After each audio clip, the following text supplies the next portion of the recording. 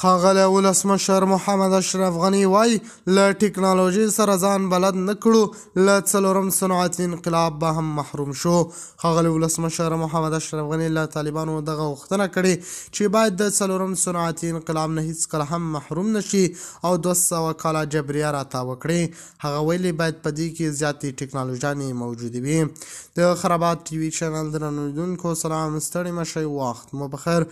هیله لرم چې جوړ او روغ به یې په سر کې یادونه کوم که خرابات ټي وي چینل مو نه وي سبسکرایب کړی، په درنښت سره خرابات ټي وي چینل سبسکرایب کړئ.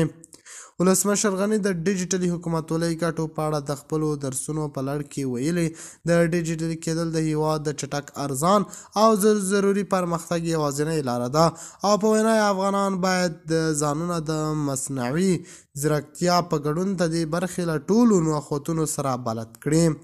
ولسمشر غني ویل که په ډیجیټلي برخه کې بشري پانګه را جوړه شي د زده کړو او ښوونې د دویزم سیستم ته هم چې ډیر ګران او کله کله له لاسرسي بهر دی اړتیا نه پاتې کیږي او هر جومات، هر حجره یا بل ځای چې ماشومان پکې راټولېدلی شي په ښوونځیو اوړي او د هیواد او نړۍ له ګوټ څخه یې لایق ښوونکي له لرې واټنه لوست ورکولی شي.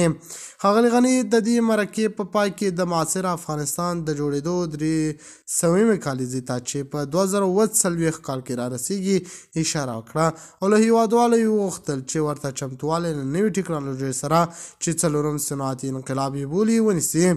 لومړی صنعتي انقلاب نامحروم و، دویم صنعتي انقلاب نامحروم و او دریم صنعتي انقلاب نامحروم و.